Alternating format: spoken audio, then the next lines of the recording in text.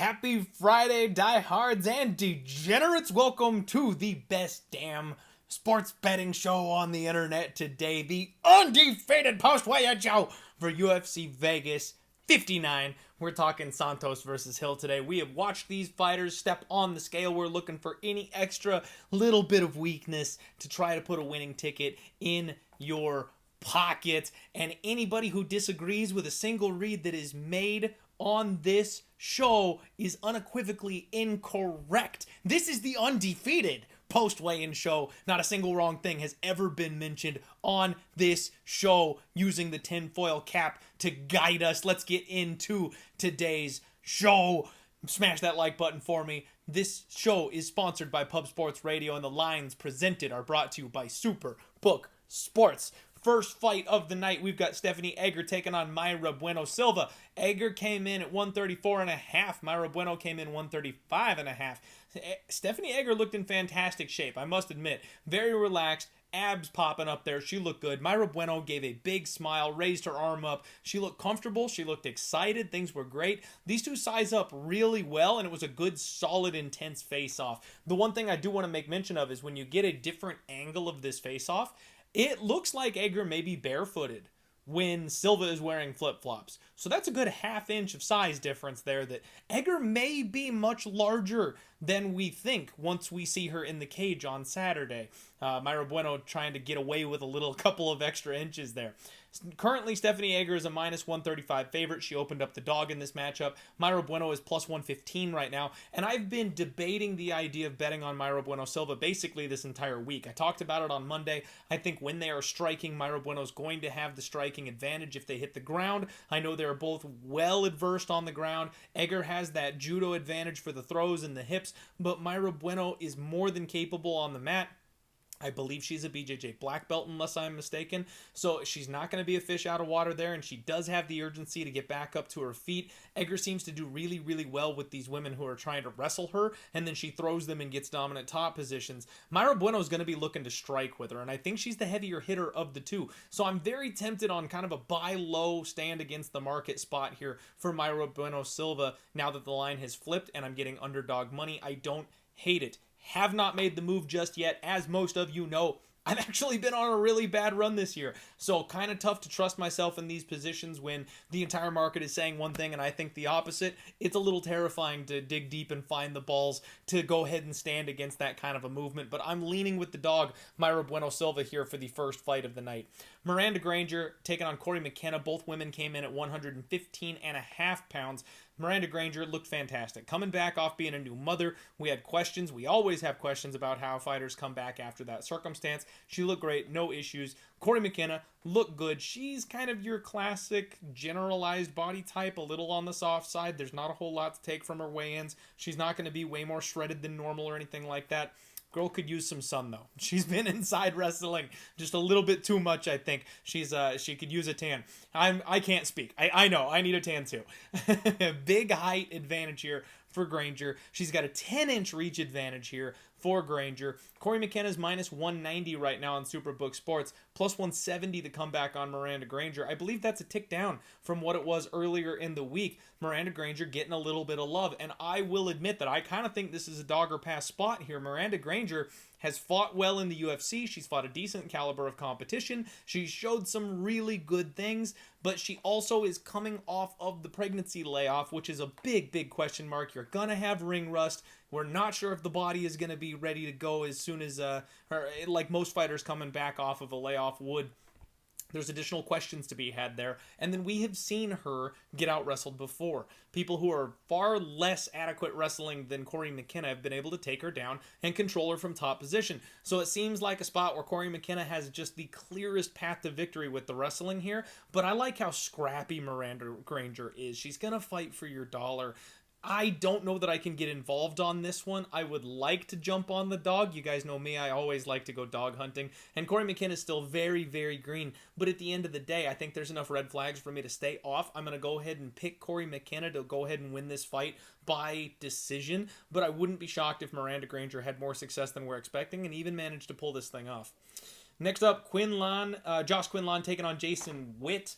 We've got Quinlan coming in at 169, Witt 170 on the dot. Notably leaner, especially in the arms this time, as Josh Quinlan. Now, he fully fessed up last time out to having taken the anabolic steroids that he got popped for. So we know he was on the stuff the last time around, and you could tell. He did give a solid flex, though. Obviously, it's not like he's been deflated like a balloon or anything. No issues for this guy on the scales today. Jason Witt looked good, thick as ever. I mean, this guy's a short, stocky brick of a human being, so he's never going to look much different than the Hulk with a shrink right here. Quinlan, definitely taller. Witt, much thicker. This was a good stare down. Neither of these guys wanted to break eye contact. There was some intensity to be had here. Guys, I fired on Jason Witt because of the Dana White Contender Series fade angle. I'm terrified. It's a one-unit shot. I fully expect Josh Quinlan to knock out Jason Witt, but this exact spot is exactly what the Dana White Contender Series fade angle thrives off of. He is plus 210 right now, Jason Witt. So I should have waited. I should have known better. Everybody saw the same thing that I did. And of course the money was going to come in on Josh Quinlan. I could have gotten a much better line later in the week. I think I was so sick to my stomach that I had to make the bet that I didn't think about the line movement. And I just went ahead and locked it in and walked away because I absolutely hate it. Again, for those of you who don't know, my Dana White Contender Series fade angle, since the inception of Dana White's Contender Series, the angle is profitable, so I am blindly playing it because as I have picked and choosed which spots I wanted to take and which spots I didn't want to take, I ended up missing opportunities like this one where I did not think the Contender Series fighter would drop the ball, and they did, and I missed out on big cash. So at this point, it's a blind angle play for me. I don't suggest anybody tail it if they don't want to. I'm not trying to talk you into a bet on Jason Witt. I'm just telling you what I am doing. The angle demands I bet Jason Witt this week, so I have. My brain is telling me that even without the steroids, Josh Quinlan probably knocks this guy out in the second round. Next fight up, Bryan Battle and Takashi Sato. This is where things start to get interesting here today, folks. Bryan Battle made 171. This is his first time dropping down to this weight class. Takashi Sato made 170 and a half. And Bryan Battle looked like Skeletor up there. I mean, bad. He looked almost like the Beast Titan from Attack on Titan. This dude has a massive torso. He's so long and lanky and gangly in the arms, though. He looked like Skeletor up there, stepping gingerly on the scale. That lack of balance is something we look out for. His visible skull right here, where you can see he sucked everything out of his face to make this weight class. The eyes looked sunken in. He looked bad. I mean, really bad. Takashi Sato, no issues, relaxed, just another day at the office. He's been making this weight for quite some time. These guys actually size up pretty well, with really the big difference being that torso of Bryan Battle. I'm curious to see how he refills. I have been picking Bryan Battle this week. I think the pace and the volume that he sets is something that will be the path to victory for him here over Takashi Sato. Takashi Sato's a guy we've seen be low volume. He's really reliant on that power, and he really only knocks out the chinniest guys in the division, so we're not exactly sure just how hard he hits, and we know he's not going to be winning minutes unless he does something drastically different from what we've seen in the past. But I can't lay minus 280 on Bryan Battle at this point. I thought the price was a little bit steep on Monday when it was like minus 240. Now he's just taking all the money, minus 280. I get it. He should probably win this fight. This is an opponent that they picked for him to go ahead and test himself and should be able to show out on dropping to a new weight class. But Takashi Sato is also the kind of guy that will be there and be live in the third round, still coming after you, winging power punches. If this weight cut, which it looks like was incredibly difficult, at all compromises Bryan Battle, he was hittable against Tresean Gore. I would hate to see what Takashi Sato does if he clips him, especially in the second and the third round, if he's tired, if he slows down, if he just doesn't have the ability to keep going the way he did up a weight class. So complete pass for me. Again, I will pick Bryan Battle to go ahead and get the win, but I don't hate stabs on Takashi Sato at this point, especially if you take a stab at that KO prop on Superbook Sports. It's like 5-1. Something that I'm eyeballing here because I wouldn't be shocked if we're being honest with how Bryan Battle looked on the scales, but we really don't know until we see him in the cage. He may inflate like those Brazilian balloons that I love so much and be just fine come fight night and do his thing. We'll have to wait and see. Erick Gonzalez taking on Terrance McKinney. Erick Gonzalez 155, Terrance McKinney is 155.5, and Gonzalez looked good, no issues, confident flex on the scale today. Terrance, big smile, showing off his double guns up there. Terrance is taller and longer, both guys looked extremely confident. This was a respectful but intense type of face-off. And I mean, Erick Gonzalez is just getting completely disrespected here. Minus 900 on Terrance McKinney, plus 600 on Erick Gonzalez. Gonzalez only has the 1 KO loss. Granted, it was to Jim Miller. We've seen Jim Miller trusting more in his hands recently, so maybe that's something that caught him a bit off guard. But before that, he was a guy that was relatively durable in his other fights, and the submissions were really what got Erick Gonzalez in trouble. So this is a spot where obviously I have to pick the favorite. Terrance McKinney should be able to get this fight done. And it's kind of a pick your poison, right? The knockout prop is plus 125. The submission prop is plus 135. What do we think he's going to do? I was hoping we could catch the bookies with their pants down on that sub prop again, because he's got a wrestling advantage. We know he can submit people. We know he's strong and powerful and long and lanky. Like, it all adds up for him to take this guy down and tap him out, but we're not getting the price on it that I'm going to need for him to do that, because we also know Terrance McKinney likes to come out and throw hands, especially early. This is going to be a violent fight. The 1.5 is set at minus 240. Like, bookies are absolutely expecting this thing to be done in the first round. Terrance McKinney round 1 just seems to be what everybody is expecting, and that's minus 141 on Superbook Sports. So, like, you're not getting value on anything anywhere unless you're fading the narrative, unless you are taking the dog, unless you are betting the over. Like, you're not getting jack shit from a betting perspective on this fight. They are not giving you any opportunity to make money. So I gotta pick Terrance McKinney. I will say that at this number, I gotta go McKinney KO, just because, like I said, I would love to take that sub prop. I think that is live if he chooses to take that path.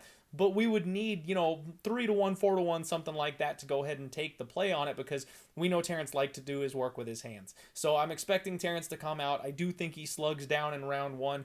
We'll see what the Ghost Pepper has got. The one thing I want to keep in mind for you is that Terrance McKinney has already been on record saying that 100% finish rate is going nowhere. He intends to finish this fight, but we've also seen him get past that first round and really leave nothing left in the tank. So if Terrance McKinney blows his wad in round 1, Erick Gonzalez manages to maintain and stay alive, you might want to be able to hedge out of a parlay or something, take a live bet on the Ghost Pepper, because Terrance just doesn't leave himself a back door. He's the kind of guy that goes all in for that finish, and if for whatever reason Erick Gonzalez is better than people are giving him credit for, he might still be around in round 2, and that could be a serious problem for Terrance McKinney. We saw what happened when Drew Dober got him in round 1. Now, Gonzalez is nowhere near Drew Dober, so I'm not making that comparison, but you see what I'm saying. The next fight, oh boy. My guy, Smiling Sam Alvey, taking on Michal Oleksiejczuk. Sam Alvey weighed in at 187 on his first attempt. Now, he did end up getting the additional hour to make weight. Only took him about 15 minutes or so, but he went backstage, used the box of shame, and he hit 186. So he got there. Now, this is a guy that has weighed and fought at 205 for the majority of his career until recently, so it's always been a struggle for him to get down to 185. But it really seemed to be kind of just piling on poor Sam Alvey's problems today for him to get all the way down to 186. Real tough cut for him. He's been documenting the whole thing on TikTok. If you haven't seen it, jump on TikTok, go over there. Sam has basically done his entire fight week and the whole process of his cut on there. I'll be curious after I do the show to hop over there and see if he does a roundup and see how he feels afterward. Michal Oleksiejczuk made 185.5. Pretty easily, it looked like. I thought maybe we were going to get a bit of a struggle here. We've all talked about him maybe being too small for 205. So finally, about time, he dropped down to 185, and his frame seems to fit the division quite well.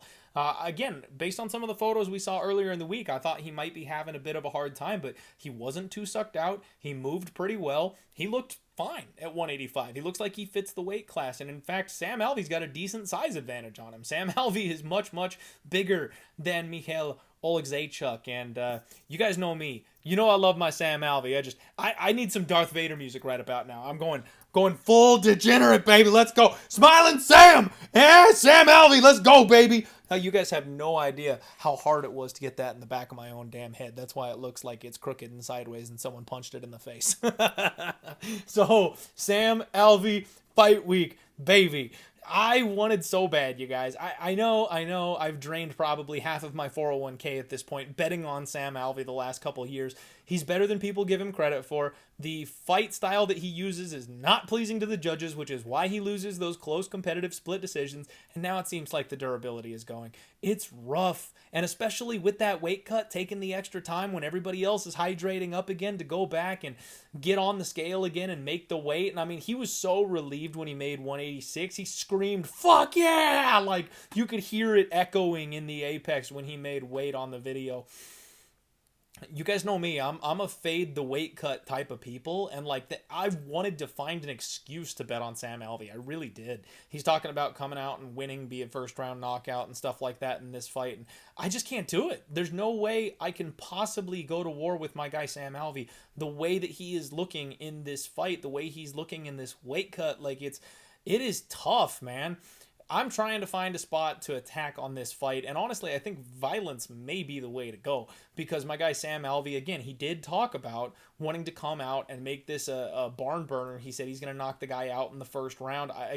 We can't trust fighter speak, so obviously we can't like hang our hat on that and say that he's going to go ahead and get it done that way. But looking at something like the totals, the 1.5, right now they've got it over 1.5 minus 170, under 1.5 is plus 150. Like if Sam goes balls to the wall and comes out hard, we know Oleksiejczuk's going to. That's the way that guy fights. So, like, this could be an early car crash. This could be a one-round fight. Or if you want to jump over to a different book, there's places that offer under 2.5 at the alternate total, or the fight doesn't go the distance. Like, honestly, I don't mind those at all, because Sam Alvey has really nothing left. He doesn't have any reason not to go out and go for the kill. The only way he's getting a call back from the UFC is if he wins impressively in this spot. And Oleksiejczuk is a guy that we know puts your feet to the fire and will absolutely work you until you fall under his relentless pressure. He could walk into a big bomb of Sam Alvey. So like I think violence makes some sense here in this fight, and that might be the way to go.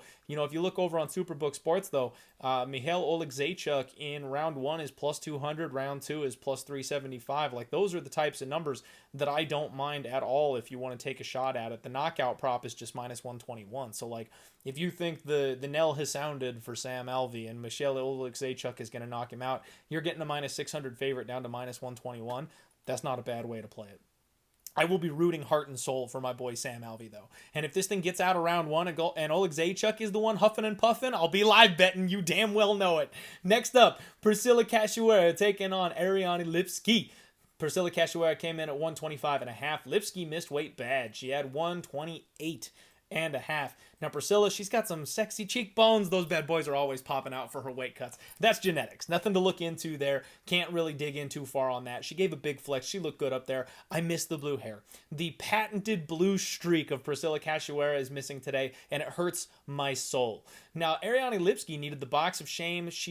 Honestly, it was just kind of a formality. Like, I don't know why they even bothered. She was way over. You were not going to take your clothes off and drop like 4 pounds to make the weight class. Like, I think they just kind of had to check that box of trying. She looked totally fine, though. She was not sucked out. She did not appear to be struggling. She was not moving slowly. I gotta wonder if this is like lady issues, where the body just was not cooperating with her or something like that, or potentially she gave up early on. This could be one of those spots where she knew she wasn't going to make it. Something went wrong in the process, and rather than drain herself down to as far as she could go, she just went, you know what, let's get it within 2 or 3 pounds so I don't get that badly fined, and roll with it. We've seen that before, and I wouldn't be shocked if that's kind of what we were dealing with here. These two women size up really well. Cash showing her fist, obviously letting Lipski know what's coming down the pipe. This was a good face-off. And guys, I've been looking at betting Ariane Lipski basically this entire week. I think that her moving over to ATT, the improvements that we could finally be seeing from her, the fact that they are focusing on her wrestling and her grappling, I kind of like Lipski by submission. I mean, Lipski by sub is plus 525. That's a prop that I'm very interested in adding to my card here. And I want to bet Lipski, but considering the weight miss, minus 175, like, that's a steep price to pay. If she's having any type of issues, if she's got an injury that's keeping her from doing cardio, even if it is, something like lady issues where it's something holding her back today, like, you got to fight with that tomorrow. That can be a problem. We've seen that be a problem for women in the past before. So, like, the only thing I guess that gives me a little bit of comfort here is that I see everybody and their mom on MMA Twitter playing Priscila Cachoeira at the dog price. This line just keeps steaming the other way. the money just keeps on pouring in on Lipski. She was a, I think, minus 140 favorite at one point. People are playing cash at plus 150-ish, and now 155s are popping up. So, like, the respected money, the people that know what's up, the bookies are responding to those bets on Ariane Lipski. That reverse line movement is something that, honestly, guys, I haven't watched enough of lately. I've kind of left that off the table when dealing with my MMA betting recently, and I think that's a bit of a weakness. It was something that I kept an eye out for and watched very carefully early on in my career, and I haven't talked about it much lately. That's what we've got here. When you've got the community, you know, all these people on Twitter that we feel like we know what we're talking about and gamble in and week out on MMA, we're all lining up on one side, but the line is chugging the other way. We got to take notice of that. We absolutely need to take notice of that. So I'm sticking with my pick. I'm going to say Ariane Lipski. I don't know if I want to pay that price tag, but if I'm going to bet it, it's a favorite or pass spot for me, unfortunately. I'm a big Cachoeira fan. I'm a big believer in Cachoeira. And it is kind of funny to see everybody jump on board the train after I've cashed a couple of big underdog tickets with her, and now we finally get to the point that everybody jumps on board. I'm like, that might be the time to jump off. Next up, we got Augusto Sakai taking on Serghei Spivac. Sakai came in at 260, Spivac 149.5. These are your classic big heavyweights. These biggie boys, big old thick flabby men. Gotta love it. Both guys looked fine, big flexes.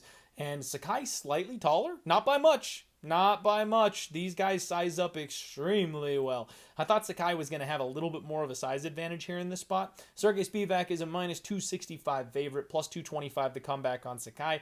And my big question is the takedown defense for Augusto Sakai. We've seen that abused in the past before, but it came late in a fight, not early in a fight.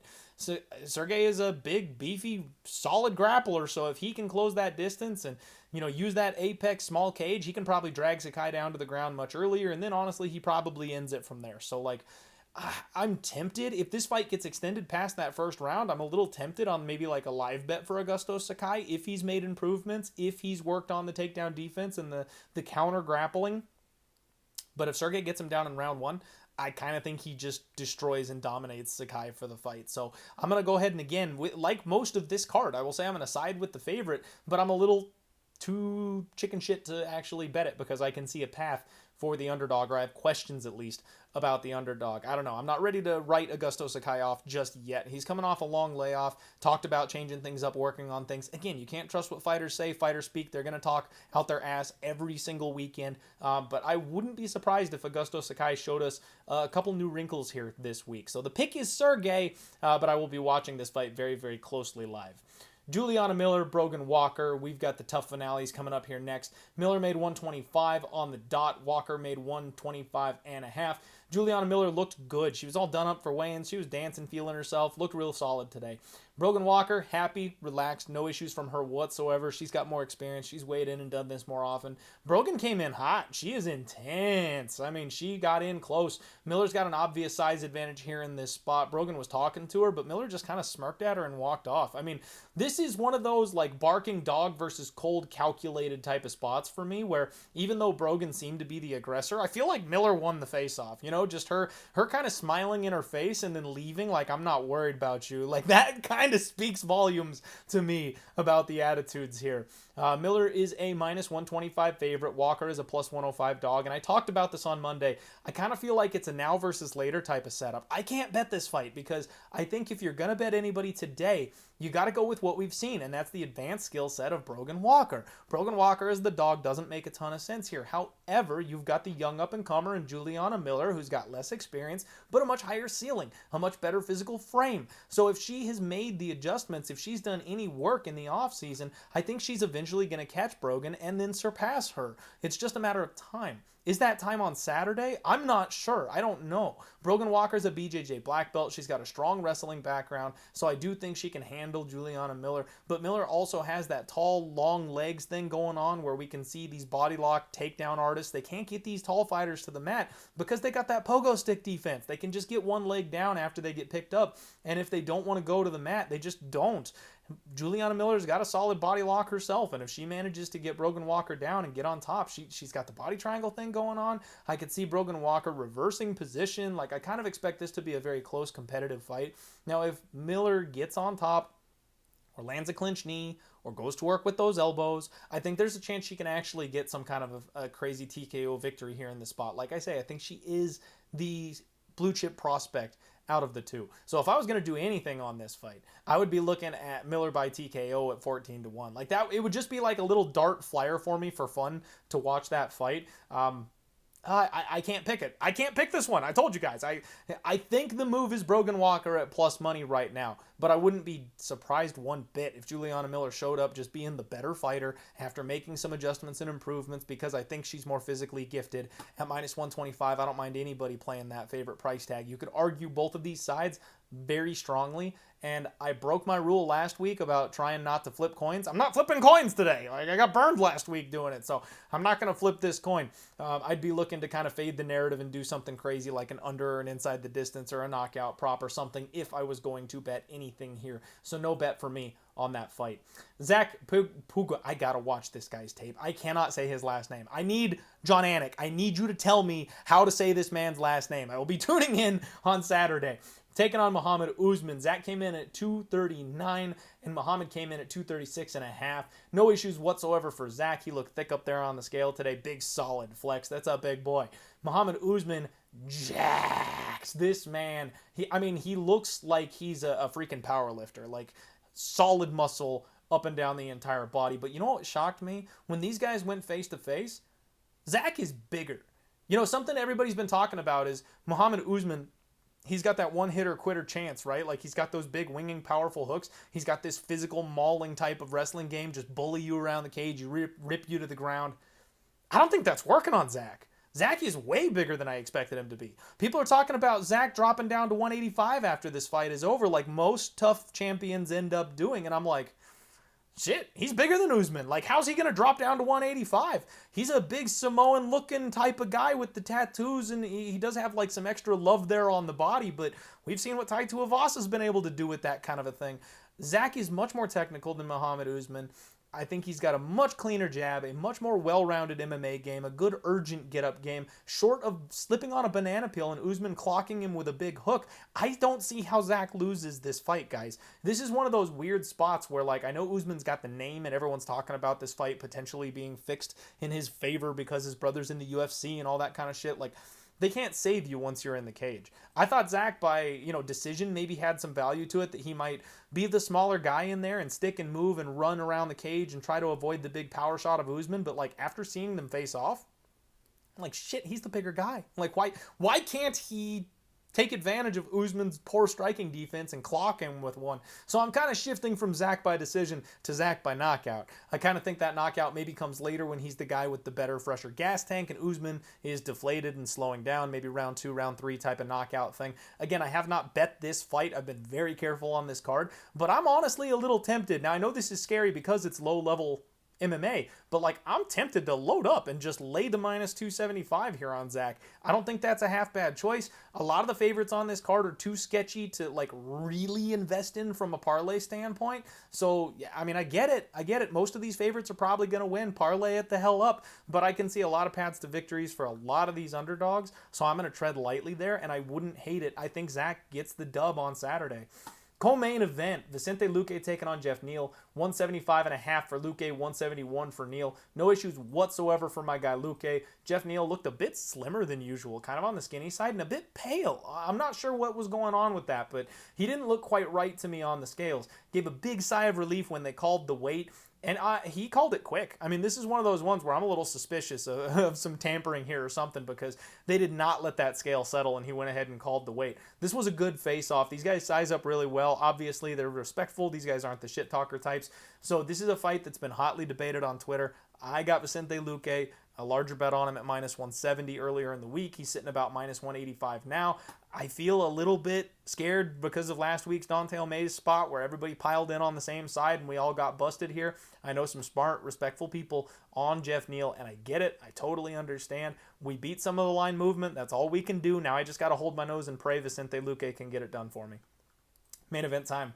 My guy Jamal Hill taking on Thiago Santos. Santos made 206. Hill made 205. Classic Thiago Santos. That guy is big. He looked beastly on the scale today, and when he flexes, it is something. Jamal Hill having fun, relaxed as ever, just kind of goofing around on the scales today like usual. But as soon as they got to the face-offs, the switch flipped. Jamal Hill went to intensity mode. He leaned in super quick. Both guys doing the crazy eyes thing. This was a great stare down. This is one where, Jamal Hill's been well documented, having been a fan of Thiago Santos. They've got pictures from before Jamal was in the UFC or right when he was getting started. Now they're fighting each other. You always got to wonder how that goes, because there's a chance that, you've got that starstruck thing going on. You're finally fighting somebody that you've been watching your entire life and looked up to your entire career. You never know how fighters are going to manage that. Guys, I think I love my guy Jamal Hill in this spot, but I can't bet on it, much like Moreno last week. Like, I just can't have my heart pounding because of the love and the money at the same time, so I'm going to pass here. Obviously, I'm picking him. He's a massive favorite in this spot, minus 320 on Superbook Sports, plus 265 for Thiago Santos. I worry a little bit about the striking defense of Jamal Hill. He's going to be longer, he's going to be quicker, so he should be able to get in and out, land the shots that he needs to, and then once Thiago starts getting frustrated, not being able to catch him or hit him, that's when I think Jamal pounces and gets him out of there. But Thiago Santos still has that power. He's still got the timing. I mean, he clubbed Ankalaev and dropped him in their last fight in the first round. So you've got to respect the guy. Like, I'm a little bit worried about the recklessness of Jamal Hill, just because if he charges in there and doesn't give this guy his respect, he could eat something. He could eat something big. So I think violence is not a bad look. The total set at 1.5, though I would lean to the over. They got it at minus 145 on the one round total here. And again, I do think that these guys kind of feel each other out. It probably takes a little bit for them to find the spacing, the time, and I will assume that Jamal Hill is going to respect the power of Thiago Santos and probably needs to get around to get comfortable with the space and the distance and the speed and timing. So I think this one gets over 1.5, but I do think eventually Jamal Hill, the volume, the speed, the body work, it'll all add up and he will be able to get Thiago Santos out of there. Now, Santos is a reportedly and historically durable fighter, so it wouldn't shock me if this one ended up going a little bit deep. I don't think it makes it all the way, but people betting violence like hardcore on this one, just be careful. Just be careful. That's all I can say. One thing that I wouldn't mind doing on this card, though, if you're a parlay person, you can doesn't go the distance instead of picking a fighter. And then I like to cheat the round totals. If you've got a book that lets you get like alternate round totals or something, anchor all your parlays on fight does not go the distance.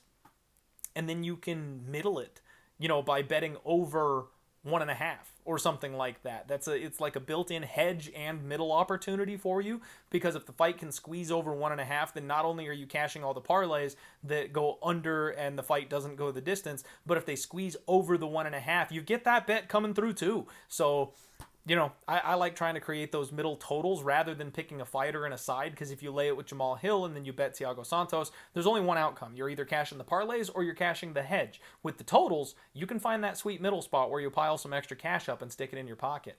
That is the Undefeated post-weigh-in show for this week, folks. Do me a favor, share the show, smash that like button, give me a 5-star review if you're an audio listener. Let's go, Smiling Sam. Save that job. Keep us around. I didn't shave this damn thing into the back of my head for nothing. Let's freaking roll.